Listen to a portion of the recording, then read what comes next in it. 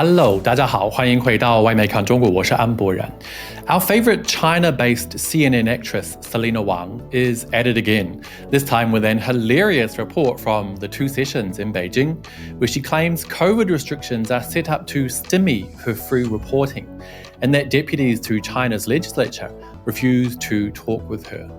But wait, why is it that other journalists are having a completely different experience?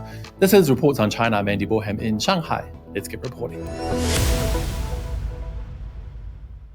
CNN propagandist/actress Selena Wang is no stranger to this show, having featured here twice already for her terrible reports on China.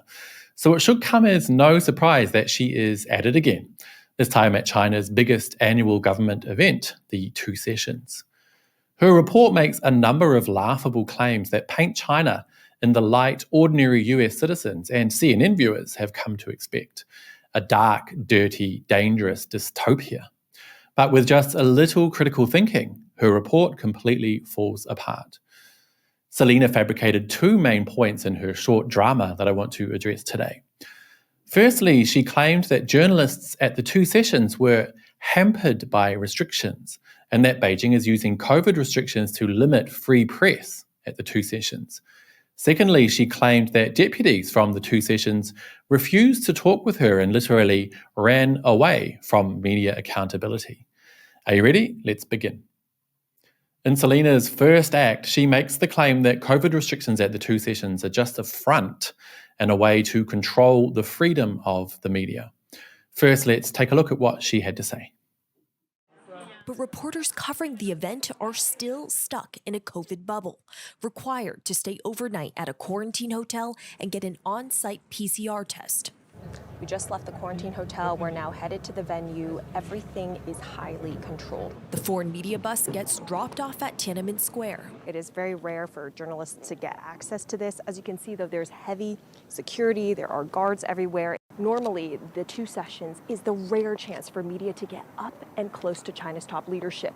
Right here on the steps of the Great Hall of the People, this is normally where you will see media trying to doorstop the top leadership. But as you can see, this year, the media, were completely separate from the rest of the leaders. How much of these COVID controls will remain in post-pandemic China? It limits access even more to China's already extremely opaque political machine. And the COVID restrictions are the perfect tool for Beijing to control the message. Okay, where to begin? Firstly, of course, there are still COVID policies in place to protect China's government from getting sick, especially at a gathering of thousands upon thousands of people who have come from all over China to take part. China has never forced vaccination onto its population, never once enacting a vaccine mandate, which already makes it a much more fair society in the eyes of many Americans who lost their jobs for refusing to take the jab. Now, because China doesn't force its citizens to vaccinate, it has a different way of ensuring safety at large, important events, doing on-site COVID tests. And guess what? It's not just reporters who had to take an on-site COVID test before being allowed entry. Each and every NPC deputy and CPPCC member, thousands upon thousands of them, were required to as well. Guess what, Selena? COVID is still a serious thing and it will continue to be accounted for at big events in China for the foreseeable future. Take a look at all these people sitting closely together for days on end and just imagine how quickly COVID would spread if someone was sick. These restrictions are absolutely necessary for everybody's safety. Selena went on to mention that she was shocked that there were still COVID policies in place at two sessions, since China has, quote unquote, opened up. I guess she'd have lots to complain about back in her home country then. In the US, where she's from, there is still a COVID vaccine mandate in place at the White House. So everyone there, including the media, are required to be up to date with their COVID vaccines or they'll literally lose access. Journalists not up to date with vaccine mandates in Washington will lose their passes and can no longer enter. In her video, Selena claims that journalists at the event are hampered with restrictions and moans about having to apply to attend in advance and not being able to walk where she pleases and do what she wants inside the corridors of power. showing dramatic shots of security and so on. Let's take a look. So media has to apply to get access to specific events. We're not granted approval to all of them. And this is the media area inside the Great Hall of the People. As you can see, it's pretty empty, so it's clearly not an issue of capacity. Some of the events during the week-long meeting allow select reporter questions, including Qin Gang's first press conference as China's new foreign minister. See you at the 2 sessions. Meanwhile, Chinese state media is portraying the legislative meeting as an open event where journalists can freely operate. Sri Lanka. I'm from Loop News. It's an amazing country. The assemblies also offer journalists the opportunity to put questions to the Chinese premier and ministers. Wait a minute, Selena. Are you suggesting that anyone can just walk into the White House and do as they please? Okay, let's just talk about journalists. Can anyone claiming to be a journalist just walk into the president's daily press briefing as they wish? Absolutely not. And just imagine for a second if a Chinese journalist went into the White House and dramatically filmed the security checkpoints, metal detectors, and having to have the right media pass to enter, all the while claiming it was a way for Washington to limit free media. People would laugh, and for good reason. It's ridiculous to expect any government building, anywhere, to have no security procedures, including Beijing's Great Hall of the People. In Washington, reporters first need to be accredited to even apply for access. And if they need to attend regularly to take part in the daily press briefings, for example, they need to apply for what's called a hard pass for access. And guess what's needed for a hard pass? Well, Selena definitely won't tell you this. Applicants have to first submit an application to the White House press office. And then, get this, they need to undergo a background screening by the Secret Service in a process that the White House Correspondents Association says can take up to several months. And Selena's here complaining she had to do a COVID test to get access to Beijing's Great Hall of the People. In her next main fabrication, Selena claimed that reporters were kept away from deputies at the 2 sessions and that deputies refused to talk with her. Let's take a quick look. But under these controls, spontaneous run-ins with top leaders like the premier and ministers are out of reach. But after today's meeting ended, we had a few minutes to approach some delegates, which are a curated group of local representatives. This delegate is part of the Zhuang ethnic minority from the southwestern Guangxi province. She says this is her first time attending the Congress, and she feels happy to see her motherland becoming stronger. The rest of the delegates quickly rush out before we have a chance to approach them. Interesting, because the video you're seeing now is from CGTN reporter Li Jingjing, who was also reporting from the 2 sessions and had a lot more success than our friend Selena from CNN.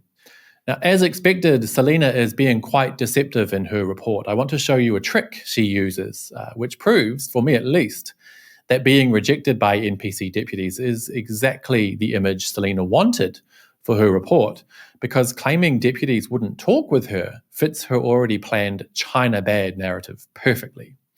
Now, do you guys remember when Selena was on the foreign media bus heading to the Great Hall of the People? She said this.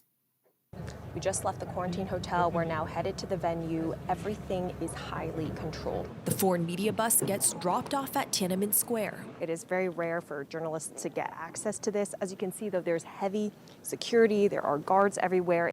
So already, before she had even arrived, she had decided this was the angle she was going for. Selena uses a trick that those who don't understand Mandarin and those who perhaps aren't too familiar with the current level of Western media distrust among Chinese might not notice. Watch.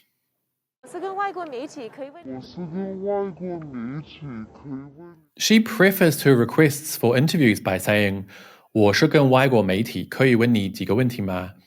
Firstly, I probably would have said 我来自外媒, since using 跟 here is really quite English-style Mandarin, but I digress. Basically, she tells them right up front she's from foreign media, which I 100% believe she did on purpose, so that she would be rejected. Western media is very highly distrusted among ordinary Chinese citizens today, based on the terrible, biased, dishonest reporting I share with you here on this show every week. People have had enough, and they're very aware how their words can be manipulated and twisted to fit an anti-China narrative. That's why I would guess the majority of Chinese would reject an interview from Western media, especially at the two sessions. This is purely their own decision. They're under no obligation whatsoever to chat with her, even though in her report she was able to interview one deputy from the Zhuang minority. Now I want to show you guys a quick clip from Miao Xiaojuan from Xinhua News Agency, who also reported from the two sessions, and she spent quite a lot of time with foreign reporters on site. After that, we'll have a little chat with her. So where do you come from? From Cambodia. Burkina Faso, West Africa. Hello, I'm from Hungary. From Hungary? Yeah. I'm coming from Montenegro. And Is this your first time covering China's two sessions? yes, it is. And I'm so excited. This is a big event, not for China, also for our world.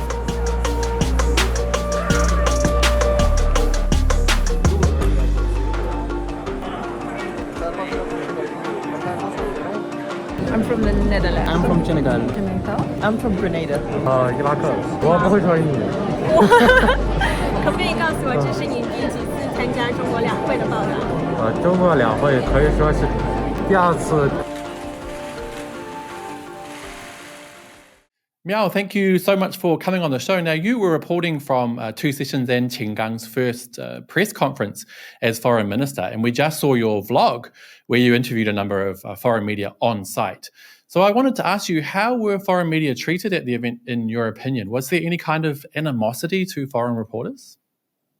Well, Andy, thank you a lot for inviting me. And I did speak with journalists from, I think, at least 10 different countries before and after the press conference. And I didn't hear any of them complaining about any unfair treatment. And then during the press conference, foreign correspondents were given lots of opportunities to ask questions. And Ms. Hua Chunying, if I remember correctly, she even knew some of them on a first name basis. And so to me, the press conference was similar to dozens, if not hundreds of others that I've attended in China and elsewhere. So I don't think anyone was treated unfairly. And I think the situation was quite normal by international standards, actually. Awesome. Good to know. So it's my understanding, though, that foreign media are actually very welcome to report here in China, and they're quite supported in their work. But a small number of outlets have produced really misleading reports, in my opinion, that have damaged the trust of ordinary Chinese over the past few years. So do you have maybe any advice for foreign reporters about reporting fairly and honestly from China?